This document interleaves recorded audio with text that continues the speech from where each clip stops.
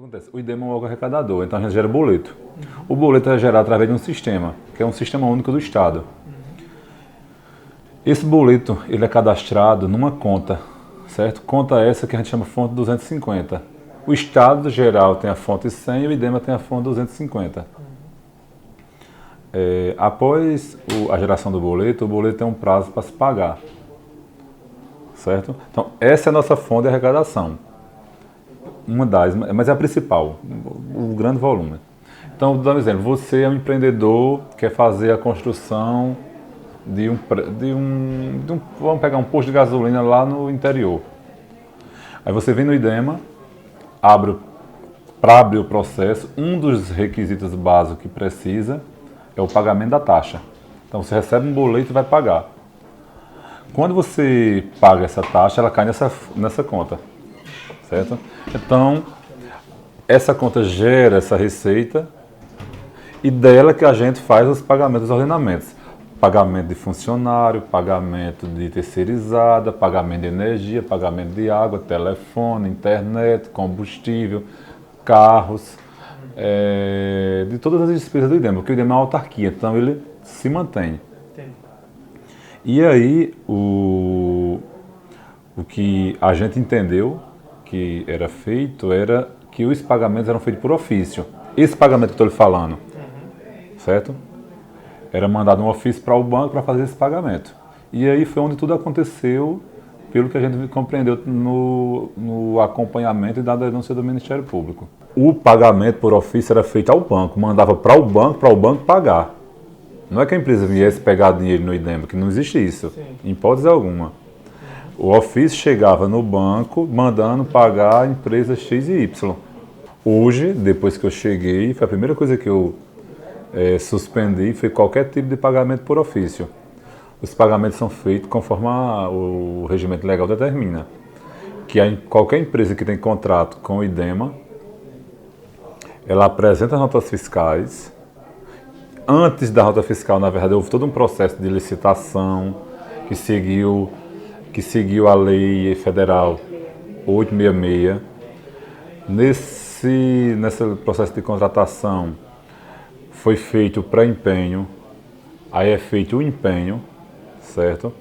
E o processo tramita dentro do IDEMA, passa por uma comissão de controle interno que segue as regras do Estado, que é da Control. O processo daqui vai para a Procuradoria-Geral do Estado e passa por um procurador. Dependendo do valor, se for acima de R$80 mil, o processo de lá vai para outra comissão, que é a CDE, comissão essa que é formada por vários secretários de Estado. Ela acontece toda terça-feira na CEPLAN. Se ele for aprovado, é que ele vai para a CPO, que é outra instância do governo. Aí aquilo é devolvido para o IDEMA para a gente poder contratar. Contratou, executou o serviço, comprovar, foi feito o ateste de que o serviço foi feito, de que o serviço foi prestado, a gente solicita que ele apresente as notas fiscais. Ele apresenta as notas fiscais. Aí vem a fase de liquidação do pagamento. Ou seja, o que é liquidar um processo? É alguém, um servidor ou um grupo de servidores faz o ateste de que está tudo correto, de que todas as certidões que são necessárias para a empresa estar em dia e ok, e a execução do serviço, por exemplo, se é um serviço de engenharia, tem que ter um laudo de um engenheiro da casa atestando que o serviço foi executado e que a medição está correta. Se for um serviço, por exemplo, de terceirização de pessoal, por exemplo, a ESG, então um servidor que é responsável pelo processo que é publicado em diário oficial, que aquele servidor X é responsável pelo controle e fiscalização da execução, certo? Então, todo o processo de contratação existe um servidor, que são vários aqui dentro, que ele é responsável pelo controle e fiscalização. Aí, volta para... Foi um adendo que eu esqueci de dizer. Então, repetindo, ele controla e fiscaliza. Prestou o serviço, executou o serviço. Se for um de obra, por exemplo, tem que ter um laudo do engenheiro da casa, ou um grupo de engenheiros. Apresentou, Ele traz a nota fiscal, repetindo, aí é feita a liquidação, que é essa certificação, além da comprovação de todas as certidões que ele tem que estar em dia, com previdência, com o município, com todos os entes que controlam as empresas. Feito a liquidação, aí é que eu posso pagar. Para eu pagar, depois da liquidação, aí passa pelo ateste do contador, que é o chefe da UIAG, passa pelo diretor administrativo atestando de que aquele serviço foi executado, para eu, o ordenador geral de despesas, poder assinar e pagar. Hoje, o processo, depois que eu cheguei, ele segue todo esse trâmite, que é o trâmite que a lei federal exige. O IDEMA gera taxa, ou seja, alguém tem que vir no IDEMA pedir a abertura de um processo para poder a gente gerar um boleto.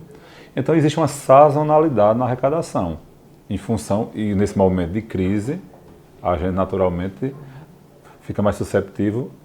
Só que existe uma arrecadação e um histórico aí, por exemplo, de alguns anos, que variou entre 30 e pouco a 50 e alguma coisa.